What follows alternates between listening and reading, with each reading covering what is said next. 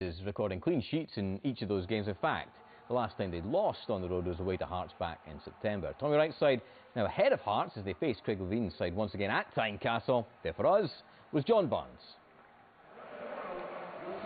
Hearts of John Suter making his first start since October. Stephen Naismith returns from suspension.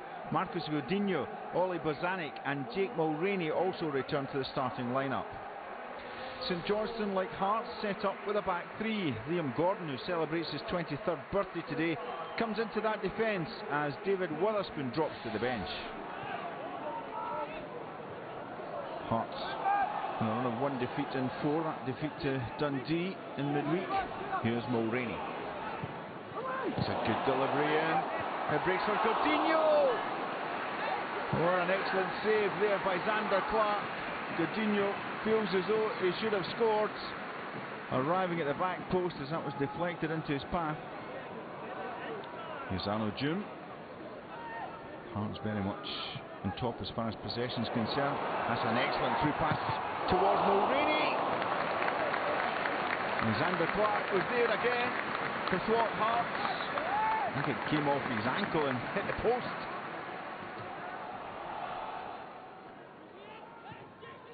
Bozanic, that's Naismith with a head flick. Looping in, but Zander Clark keeping his eye on that one. He began this game with 362 minutes without conceding a goal. Clark. Powerful header. Finds its way through towards Naismith on the run. It breaks the way of Clare. And it's off the post. It just won't go at the moment for Hearts. So much pressure. But this time it broke for Clare on that left foot.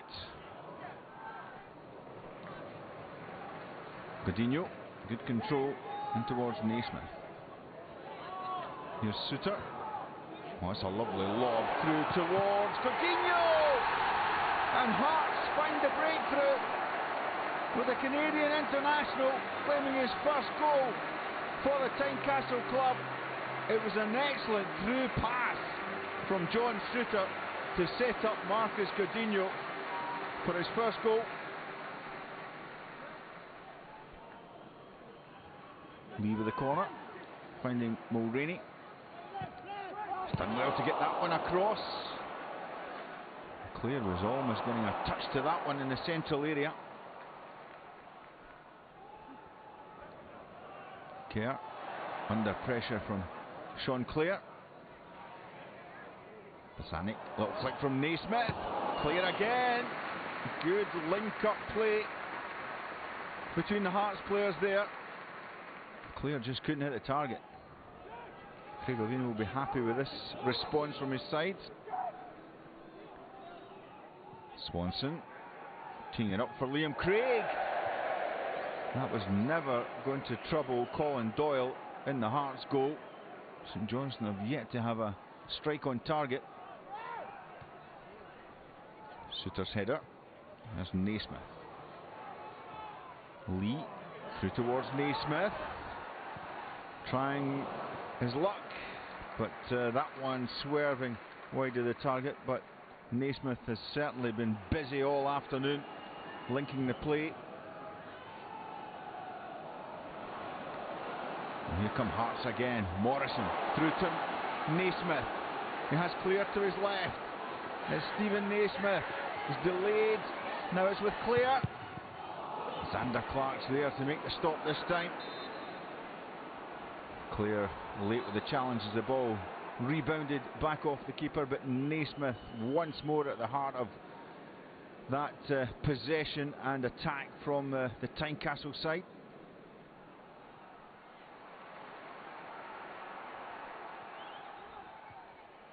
Headed away by Berra, and it's Naismith scampering forward again for Hearts into stoppage time. Dimitri Mitchell. Now Ollie Lee teeing it up for Callum Morrison. That will wrap it up for Hearts. Callum Morrison getting his first goal for the Tynecastle club, and he made sure but Xander Clark was getting nowhere near that one. I was thrilled, really, with the performance. You know, after losing here the other night, it was really important for us that we came back with a bang, and we showed our supporters that we had some making up to do. And so I'm thrilled for the supporters, especially on Foundation of Hearts Day, which is really important for us. And I'm thrilled for the players because they put the effort in today. Took us to about 70 minutes before we looked like anything that we could cause a threat. And we got what we deserved, but I say I can't be too critical of them because they've been on a great run. But unfortunately, whilst Hearts were good, we contribute a lot to their victory, which was quite an easy victory for them in the end. Well, Tommy, right there saying St Johnstone certainly weren't at their best yesterday, but it was a good win, you'd have to say, for Hearts, Stephen, given how good St Johnstone's away form has been of late, and of course, Hearts lost midweek.